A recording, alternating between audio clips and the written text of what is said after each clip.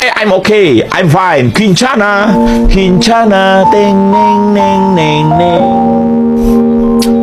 Ku menahan rasa sakit, rasa sakit. Few moments later.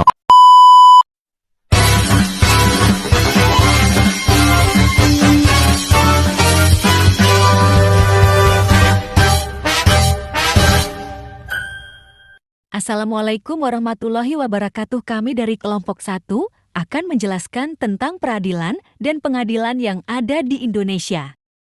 Pertama kami atau menjelaskan definisi tentang pengadilan.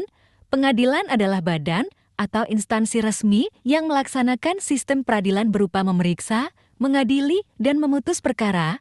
Bentuk dari sistem peradilan yang dilaksanakan di pengadilan adalah sebuah forum publik yang resmi.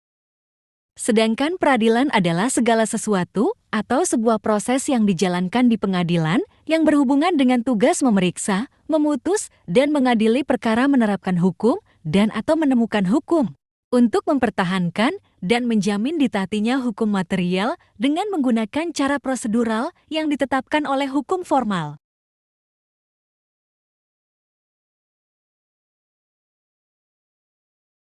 Jadi dapat disimpulkan bahwa dari kedua uraian di atas dapat dikatakan bahwa pengadilan adalah lembaga tempat subjek hukum mencari keadilan, sedangkan peradilan adalah sebuah proses dalam rangka menegakkan hukum dan keadilan atau suatu proses mencari keadilan itu sendiri.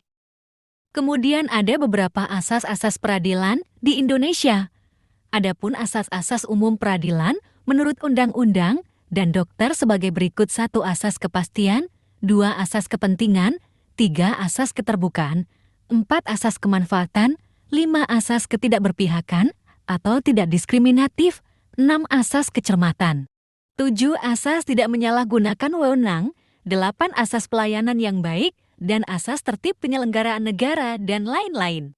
Ada beberapa dasar hukum lembaga peradilan.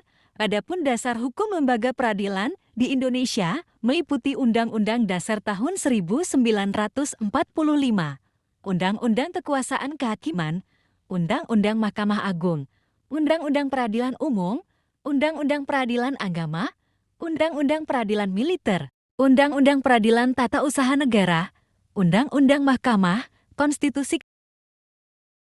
Kemudian peradilan dan pengadilan di era 4.0, Revolusi Industri 4.0 telah menyebabkan penggunaan teknologi informasi mencari kebutuhan utama dalam berbagai kegiatan manusia. Mahkamah Agung dalam meningkatkan kualitas pelayanan publik telah melakukan pembenahan administrasi peradilan, baik sisi regulasi maupun dalam bentuk pelayanan berperkara, salah satunya diimplementasikan di Sistem Informasi Penelusuran Perkara atau SIPP, pendaftaran atau e-court, dan persidangan secara elektronik atau litigation. Sehingga dapat kami simpulkan bahwa era revolusi industri 4.0 ini membuat semuanya harus serba cepat.